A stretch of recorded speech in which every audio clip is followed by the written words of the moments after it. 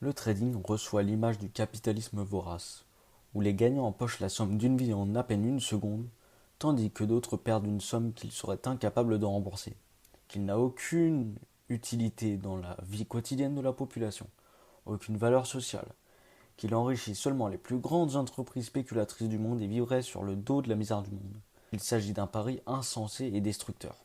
Lorsqu'on interroge les auteurs de ces critiques, on se rend vite compte qu'ils ne comprennent même pas la base du terme qu'ils haïssent. Et pour cause, on va revenir dessus aujourd'hui en long et en large. En poussant un peu le sujet, on pourra en conclure que le trading possède une réelle utilité et qu'elle s'observe nettement, dont lors des moments de crise comme celle d'Ormuz.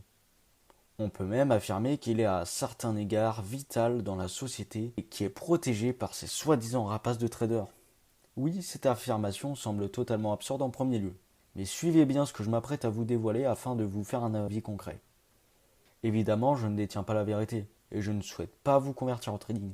Il n'y a pas de partenariat ni aucun autre intérêt quelconque pour moi à tenir ces propos. Cette vidéo n'a pas pour but de faire un éloge gratuit du trading, elle a été conçue pour montrer que le trading n'existe pas pour rien et qu'il s'emploie avec des objectifs précis pas si éloignés de la société.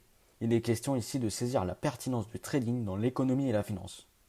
Maintenant, on peut commencer. D'abord, avant de juger si le trading c'est bien ou mal, il nécessite logiquement de définir correctement ce que c'est. Le mot trade en anglais se traduit par l'échange simple, mais l'activité du trading désigne l'échange de tous actifs allant de l'or, d'actions, de devises entre autres. Le but de cet échange est d'obtenir un profit à la vente qui survient généralement dans un futur proche de l'achat de ce même actif. Revendre un actif plus cher qu'il a été acheté tout simplement. Pour parvenir à réaliser ce profit, le trader doit percevoir des opportunités ou des anomalies sur les marchés. Pour rectifier le tir, il utilise soit l'analyse technique, fondée sur les courbes et les évolutions des prix sur les marchés, soit l'analyse fondamentale, un raisonnement par hypothèse qu'un trader se fait du marché, ou encore les deux en même temps. On en reparlera de ces deux types d'analyse dans une prochaine vidéo, qui fera encore le lien entre le trading et l'économie réelle. Il existe 4 types d'acteurs. Les États, émanant de la monnaie, les banques émanant du crédit, les entreprises émanant du commerce et les particuliers, qui ont une part de participation minimale ainsi que dans l'impact, mais avec son importance. Sans rentrer dans la complexité de cette activité, il convient de mettre en lumière quelques détails d'une importance capitale. L'horizon de temps peut aller d'à peine une seconde, c'est ce qu'on appelle les traders haute fréquence, donc souvent robotisés, jusqu'à plusieurs semaines. Un trader peut parier sur une baisse ou avec une option liée à un actif en tant que sous-jacent. Passons maintenant aux critiques. La première est la plus répandue. Le trading n'apporte aucune valeur à l'économie réelle.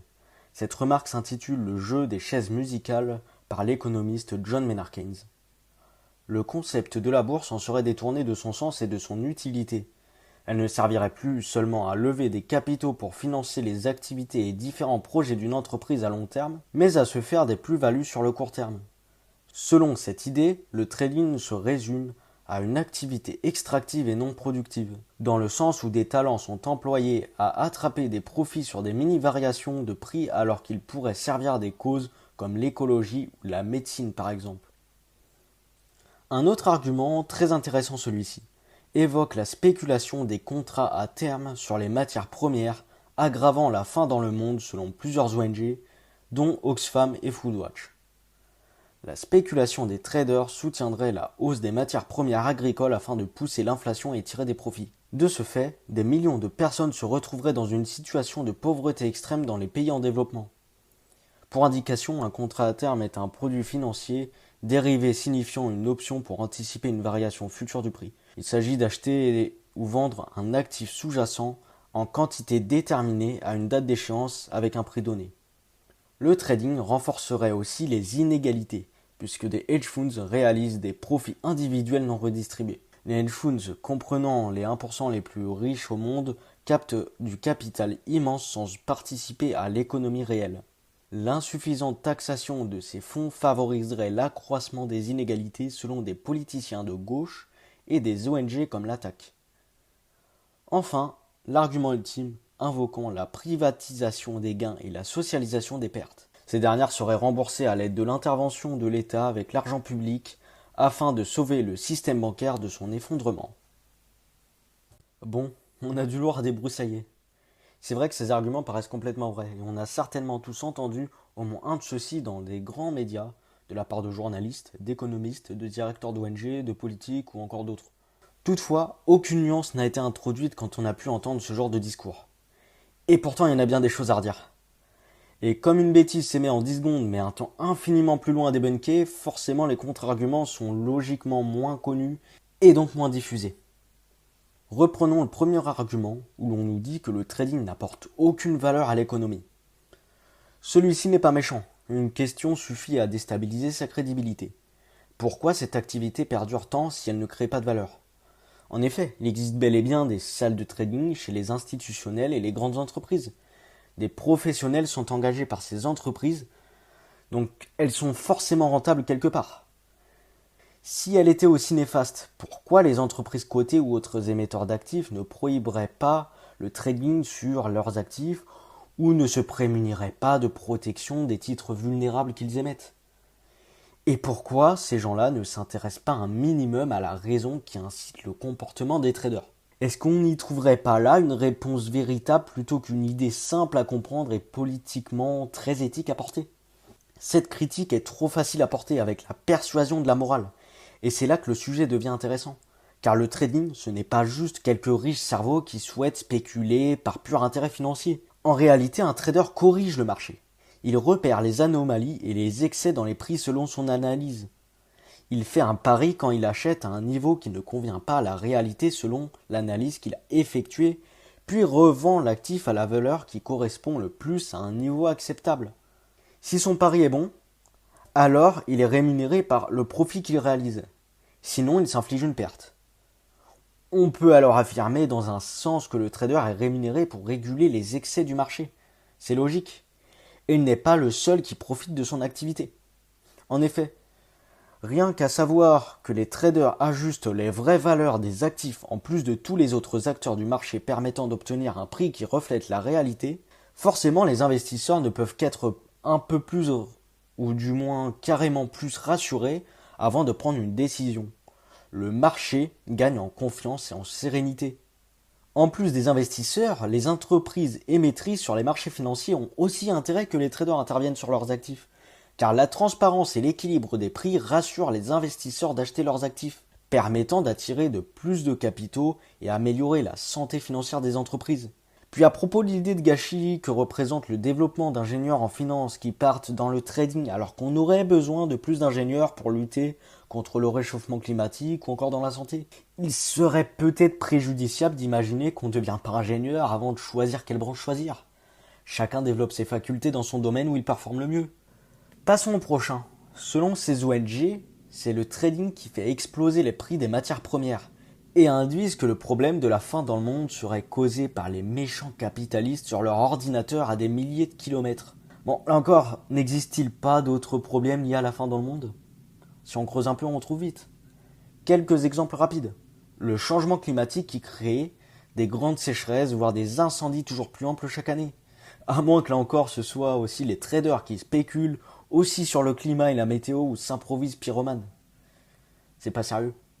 Il y a aussi les incitations brisées par les gouvernements aux agriculteurs, des normes toujours plus lourdes rédigées par les gouvernements et subies par les producteurs, et aussi les consommateurs.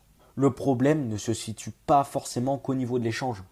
Oui, il peut y en avoir, mais dans ce cas-là, le trading n'en a pas la responsabilité. Le problème, il fait fureur dès la production. Les salles de marché n'ont pas la responsabilité tant espérée de ces sophistes en réalité, au contraire même. Allons voir plus loin que les matières premières agricoles. L'or et l'argent vivent des performances exceptionnelles. Encore les traders?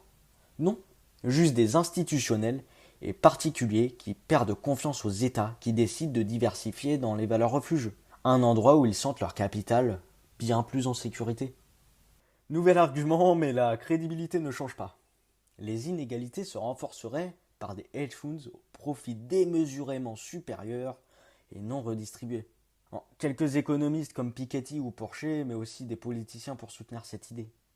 Premier point à soulever, combien de traders obtiennent des surperformances à ce point? Il convient quand même de rappeler que seulement 10% des traders réussissent à se rentabiliser sur leur activité. Donc, si on doit retrancher dans les meilleurs de ces 10% qui surperforment les stades de trading, donc non. Un si bas pourcentage ne peut pas se rendre responsable des inégalités, surtout si fortes comme ils le prétendent. D'ailleurs, à propos de ces inégalités, ne seraient-elles pas provoquées par des mesures censées les réduire par les mêmes politiciens qui viennent accuser les traders? Enfin bref, on n'est pas une incohérence près de leur part, et heureusement pour eux. Nous y voilà, la fin, le dernier et le meilleur, soutenu en majorité par des politiciens. Bon, cet argument, on ne l'entend pas trop en Europe, surtout aux États-Unis. Et il est important pour plusieurs raisons.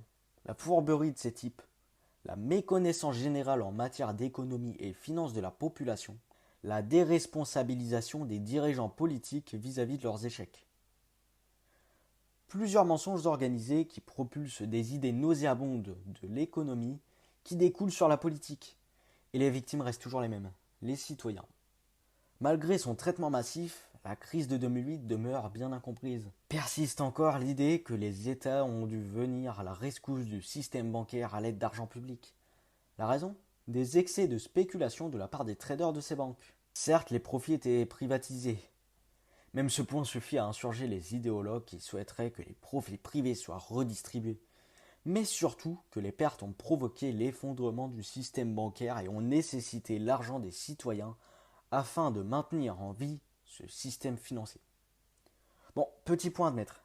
Il est vrai que les banques disposent d'un pouvoir sur les clients dépositaires de leur argent. L'épargne stockée dans ces établissements relève en réalité plutôt de la créance et non de la propriété privée. On en reparlera dans un prochain jour, dans une prochaine vidéo, tant le sujet est gigantesque et importantissime.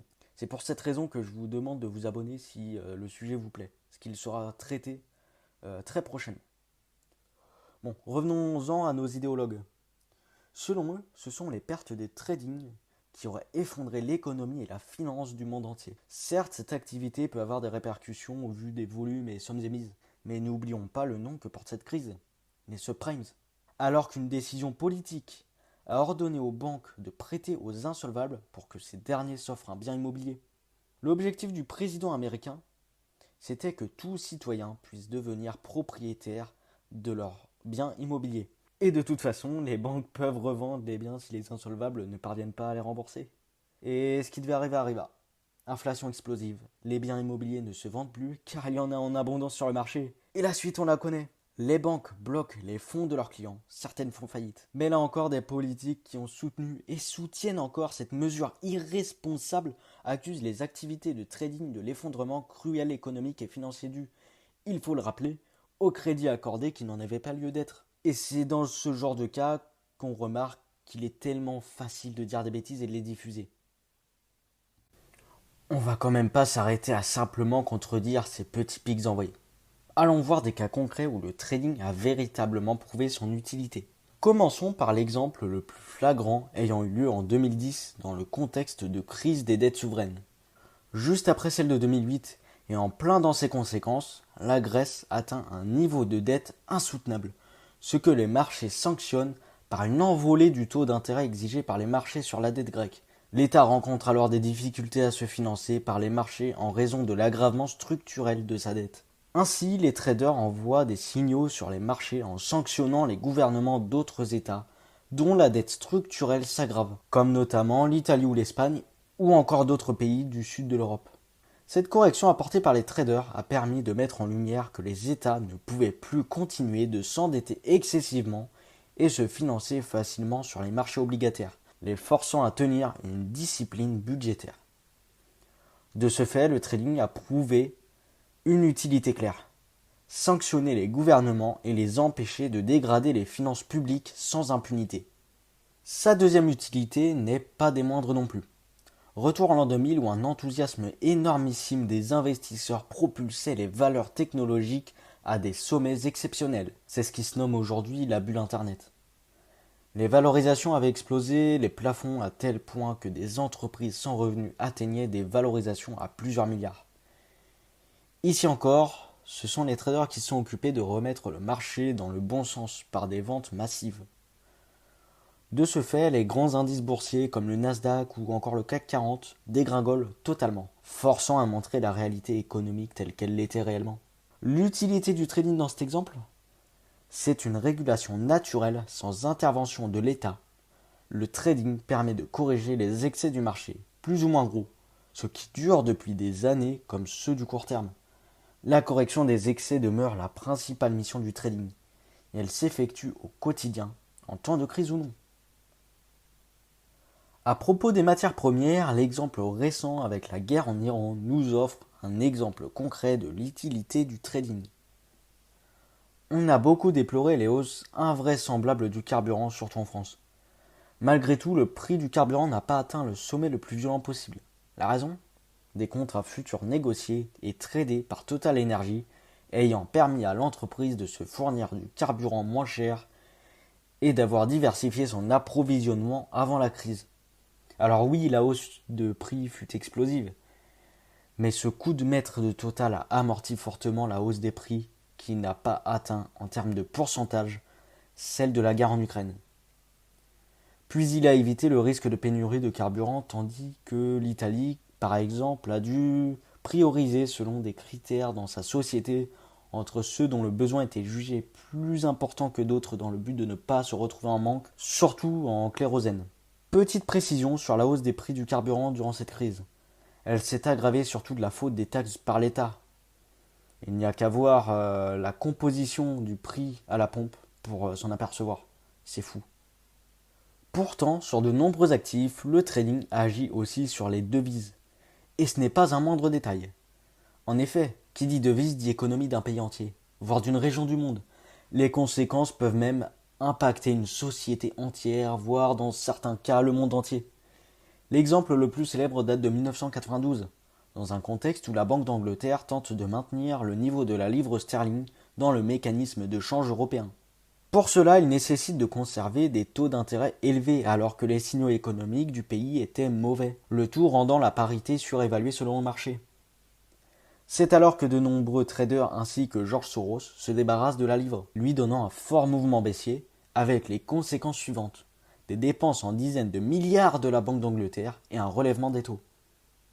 La Banque d'Angleterre finit donc par abandonner sa position, laisse la monnaie se dévaluer naturellement, l'économie britannique retrouve sa compétitivité ainsi que ses exportations, et son taux de change bien plus acceptable pour les marchés et selon plusieurs économistes. Morale de l'histoire, un prix décidé politiquement ne reflète pas forcément la réalité économique du pays. Et sur une devise, les conséquences sont extrêmement puissantes. Un État ne peut pas jouer avec sa monnaie comme bon lui semble. Les traders tiennent leur mission en corrigeant et en stabilisant les prix à leur valeur réelle. Le trading agit aussi positivement sur plusieurs aspects, sans cas concret observable puisque le marché en bénéficie indéfiniment. Ces différents aspects s'accordent entre eux. Le plus évident, le volume de transactions, soit le nombre d'échanges que le trading opère sur les marchés. L'apport de volume par les traders permet de réduire la volatilité, donc la stabilisation des prix par la même occasion, sans oublier la liquidité. Cet acheminement permet aux investisseurs de prendre moins de risques, car ils peuvent échanger plus vite leurs titres et retirer leur argent en cas de besoin. Mais pas uniquement les investisseurs en profitent. La société aussi, puisqu'une volatilité réduite permet aux entreprises de fournir des biens et services à un coût stable, aussi par le biais des contrats futurs ou à terme mentionnés plus tôt. Ce qui n'empêche pas les crises de liquidité ni d'épisodes de forte volatilité, mais ces risques sont largement amoindris par l'activité du trading. Enfin, en lien avec ce qui a déjà été évoqué, en contrepartie des sanctions contre les gouvernements, le trading corrige aussi en atténuant les crises. A l'inverse des corrections suite aux excès haussiers, le trading peut parfois redresser le niveau des valeurs, comme l'atteste l'exemple de la Société Générale lors du Covid. L'action chute violemment alors que les fondamentaux restent solides, les traders repèrent l'anomalie et ajustent le titre à sa vraie valeur. En conclusion, que retenir du trading en tant qu'utilité sociale ? Dans ces cas étudiés, on a pu observer une chose, le trading est vital en tant que régulateur naturel sur les marchés sans intervention d'une institution gouvernementale. Il réduit les excès de prix à la hausse ou à la baisse, sanctionne les gouvernements, stabilise les prix et la volatilité grâce au volume avec les liquidités que l'activité injecte. Il faut comprendre que le trading fait le balai derrière les décisions des gouvernements, mais ces derniers peuvent faire entrer une tornade dans la maison. Ce qui nous rappelle le signal donné par Hayek. Si la politique prend en otage l'économie, alors un danger guette la population entière qui mettra bien du temps à s'en remettre. Bon.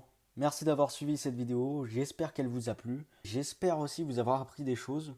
N'hésitez pas, si vous avez des contre-arguments à ce que je viens de dire, si j'ai eu des imprécisions. Toute critique est bienvenue, évidemment, dans le respect et surtout argumentée. Si vous êtes intéressé par des sujets niches sur l'économie ou la finance, des sujets pas sexy médiatiquement, n'hésitez pas, donnez des suggestions et abonnez-vous parce qu'il y aura beaucoup plus de vidéos comme celle-ci.